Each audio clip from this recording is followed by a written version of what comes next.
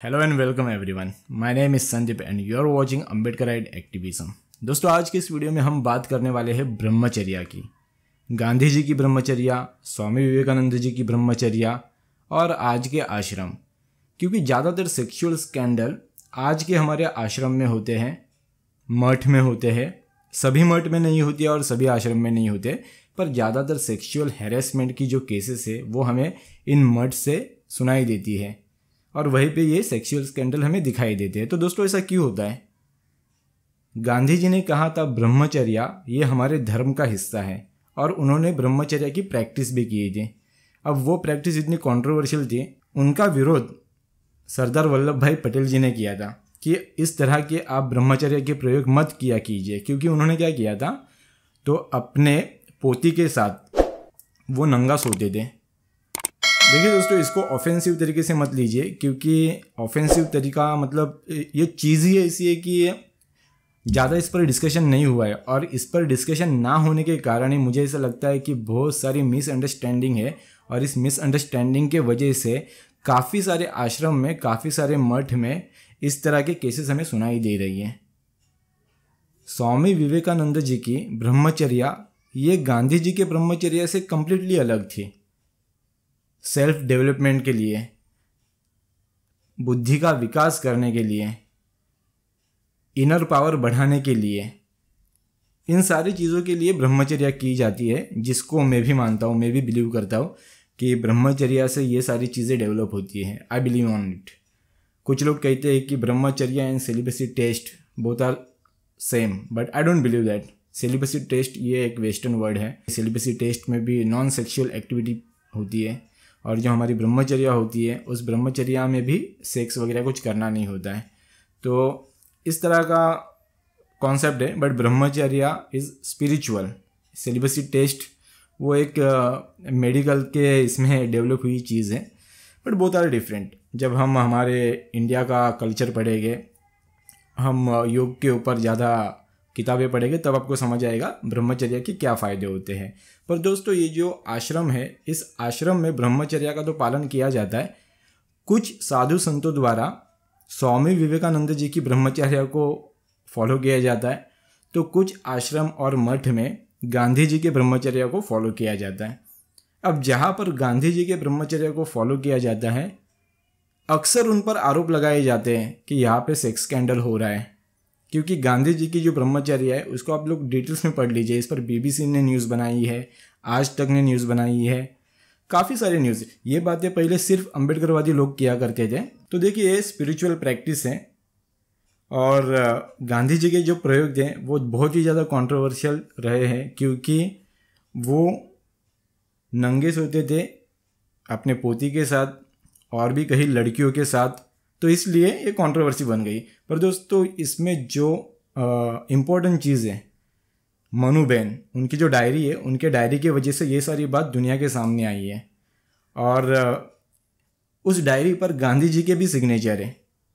तो कोई इंसान अगर कोई कांड कर रहा है तो क्या वो इंसान चाहेगा कि दुनिया के सामने मेरे कांड आए? डेफिनेटली नहीं चाहेगा, वो चोरी छुपे ही करेगा। पर गांधी जी का ये जो प्रैक्टिसेस थी, ये कोई चोरी छुपे नहीं थी, ये सबको पता था, सब लोग उनको नाम रख रहे थे। तो शायद ये कोई कांड नहीं था, तो ये सच में कोई स्पिरिचुअल प्रैक्टिसेस हो सकती है और गांधी जी ने कहा है कि ये हमारे धर्म का हिस्सा है। आज देखिए दोस्तों, आसाराम बापू जेल में है। क्यों जेल में है आप सभी जानते हो। क्या उन्होंने ब्रह्मचर्या की प्रैक्टिस की थी? मैं नहीं जानता, पर दोस्तों मैं आपको ये बताना चाह रहा हूँ, आपका लक्ष्य में यहाँ पर केंद्रित करना चाह रहा हूँ कि ब्रह्मचर्या ये धर्म का हिस्सा है। ये खुद गांधी जी ने कहा था और काफ़ी लोग इसे मानते भी है। स्वामी विवेकानंद जी ने ब्रह्मचर्या की थी और भी बड़े बड़े महापुरुष है, उन्होंने ब्रह्मचर्या की है और वो महान बन गए हैं। उन्होंने अपनी इनर पावर को बढ़ाया है, उन्होंने अपने जो भी बॉडी के जो भी पार्ट्स है उस पर कंट्रोल प्राप्त किया है। पर बॉडी पर कंट्रोल प्राप्त करने के लिए जिस तरह के प्रयोग गांधी जी ने किए हैं, उस तरह के प्रयोग दुनिया में किसी इंसान ने नहीं किए हैं। महान इंसान ने, जिसका नाम हो, ऐसे किसी भी इंसान ने नहीं किए हैं। तो दोस्तों, ये सोचने वाली बात है। और जो आश्रम में कांड हो रहे हैं वो कांड केवल इसलिए हो रहे हैं क्योंकि सेक्सुअल कांड की मैं बात कर रहा हूँ, जो सेक्स कांड हो रहे हैं वो केवल ब्रह्मचर्या का लैक ऑफ नॉलेज होने की वजह से हो रहे हैं, ये मैं आपको बताना चाह रहा हूँ। अब ब्रह्मचर्या पर अलग अलग हिंदू स्कॉलर के या हिंदू साधु संतों की बातें आप सुनोगे तो आपको उसमें भी डिफरेंट नज़र आएगा। कुछ लोग स्वामी विवेकानंद जी के ब्रह्मचर्या की बात कर रहे होते हैं, हालांकि वो नाम नहीं लेते हैं, पर वो ब्रह्मचर्य को जिस तरह से डिफाइन करते हैं उसमें हमें स्वामी विवेकानंद जी याद आते हैं, जिनकी स्पिरिचुअल प्रैक्टिस ब्रह्मचर्या की काफ़ी डिफरेंट थी गांधी जी के ब्रह्मचर्या से। पर कुछ लोग जो ब्रह्मचर्या के एग्जाम्पल्स देते हैं कि ब्रह्मचर्या में ये होता है वो होता है। अब आचार्य प्रशांत जी को आप लोग सुनोगे तो आपको पता चलेगा कि यार सिर्फ सेक्स यही ब्रह्मचर्या नहीं है, और सेक्स को एक बहुत छोटा सा हिस्सा बताते हैं। पर वही आप किसी और लोगों के भाषण सुनोगे या उनके लेक्चर सुनोगे ब्रह्मचर्या पर, तो पूरा लेक्चर सेक्स के रिलेटेड इर्द गिर्द ही घूमता होता है। मैं ऐसा मानता हूँ कि ये स्वामी विवेकानंद जी की ब्रह्मचर्या और गांधी जी की ब्रह्मचर्या, इन दोनों के ब्रह्मचर्या को अलग अलग तरीके से बता रहे होते हैं या उनका प्रभाव इनके ऊपर होता है, इसलिए ये लोग, कुछ लोग सेक्स को ज़्यादा इंपॉर्टेंस देते हैं तो कुछ लोग सेक्स को इंपॉर्टेंस ही नहीं देते ब्रह्मचर्या में। तो और आचार्य प्रशांत, उनको तो देखिए वो एक हायर एजुकेटेड पर्सन है, और हायर एजुकेटेड पर्सन को सामने वाले को किस तरह से बेवकूफ़ बनाना है या किस तरह से कन्विंस करना है, ये दोनों चीज़ें अच्छे से आती हैं। वो आपको बहुत अच्छे से एक्सप्लेन भी कर सकते हैं और वो आपको बहुत अच्छे से बेवकूफ़ भी बना सकते हैं। संभावना है, बनाते हैं या नहीं बनाते हैं ये उनके लेक्चर सुनकर आप लोग डिसाइड कीजिए। पर उनको अकेले को मत सुनिए, उनके साथ जो इस तरह के विषयों पर बात करते हैं उनको भी सुन लीजिए, कितना डिफरेंस नज़र आएगा। देखो मतलब आचार्य प्रशांत, मुझे तो ऐसा लगता है कि he can save this philosophy, क्योंकि वो बहुत अच्छे तरीके से बताते हैं। अभी कभी कभी ऐसा लगता है यार ये अकेले तो को बेवकूफ़ नहीं बना रहे, क्योंकि जो 10 लोग हैं वो एक जैसा बता रहे हैं और आचार्य प्रशांत यही कुछ डिफरेंट बता रहे हैं। बट आज के जनरेशन में, आज के टेक्नोलॉजी एंड साइंस के ज़माने में वो पूरा मैच हो जाता है। आचार्य प्रशांत जो भी चीज़ें बताते हैं, अभी वो हाईली एजुकेटेड है, किस तरह से प्रेजेंट करना है उनको बहुत अच्छे से आता है, बाकी लोगों को शायद नहीं आता है, इसके लिए जो पोथी पुराण में लिखा है वही वो लोग बता देते हैं। तो ये समझने वाली बात है।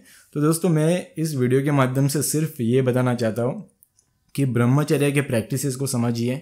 स्वामी विवेकानंद जी की ब्रह्मचर्या, इसका प्रचार प्रसार डेफिनेटली होना चाहिए, क्योंकि ये इनर पावर बढ़ाने के लिए काम आती है, बुद्धि का विकास करने के लिए काम आती है। और जो गांधी जी की ब्रह्मचर्या है वो सही थी गलत थी मुझे कुछ भी नहीं पता, पर इस पर जो महान महान लोग हैं, अभी बाबा साहेब अम्बेडकर जी ने इस पर कुछ बात कही या नहीं कही मैं नहीं जानता। सरदार वल्लभ भाई पटेल जी ने, वो तो उनके दोस्त थे, सहकारी थे गांधी जी के, तो उन्होंने कहा कि इस तरह के प्रयोग आप मत कीजिए। पर इस पे ठोस इसका विरोध कोई हमें करते हुए नज़र नहीं आता, ना इतिहास में आता है, और प्रेजेंट में इस पर ठोस बातें करते हुए हमें कोई नज़र नहीं आता। ऊपर ऊपर से बातें तो हो जाती है। आश्रम में ब्रह्मचर्या की प्रैक्टिसेस के वजह से काफ़ी साधु संतों को जेल में जाना पड़ रहा है। तो इसलिए मुझे ऐसा लगता है कि ब्रह्मचर्या, इसकी जो कॉन्सेप्ट है, इस कॉन्सेप्ट पे डिटेल्स में स्टडी होना चाहिए और इसमें अवेयरनेस लोगों में आनी चाहिए कि एग्जैक्टली ब्रह्मचर्या क्या होती है। जो साधु संत है, जो आश्रम चला रहे हैं, मठ चला रहे हैं, उनका भी नॉलेज बढ़ना चाहिए। तब जाके मुझे ऐसा लगता है कि ये जो सेक्स स्कैंडल है जो आश्रम और मठ में हो रहे हैं, इस पर कुछ नियंत्रण आएगा या नियंत्रण ला सकते हैं। अगर ब्रह्मचर्य की अवेयरनेस इन आश्रम में, मठ में आ जाती है तो मुझे लगता है सेक्स स्कैंडल जो हो रहे हैं आज, वो सेक्स स्कैंडल नहीं होंगे। और जिस तरह का लैक ऑफ नॉलेज है ब्रह्मचर्या को लेके, या गांधी जी की ब्रह्मचर्या और स्वामी विवेकानंद जी की ब्रह्मचर्या, ये दोनों डिफरेंट है। तो इसमें से सही ब्रह्मचर्या कौन सी है, किस तरह के प्रयोग करने चाहिए। अब स्वामी विवेकानंद जी ने भी ब्रह्मचर्य की प्रैक्टिस की, बट जिस तरह से गांधी जी ने की उस तरह से बिल्कुल भी नहीं की। तो सही क्या है, क्योंकि आश्रम और मठ में तो वही प्रैक्टिसेस हो रही है। ज़्यादातर आश्रम और मठ में जो प्रैक्टिसेस गांधी जी ने करी थी और गांधी जी ने बताया है कि ये तो हमारे धर्म का हिस्सा है, तो ये सोचने वाली बात है। इसलिए इस पे अवेयरनेस ज़्यादा से ज़्यादा होनी बेहद ज़रूरी है। आज के वीडियो में इतना ही, मिलते हैं नेक्स्ट वीडियो में, तब तक के लिए जय भीम, नमो बुद्धाय।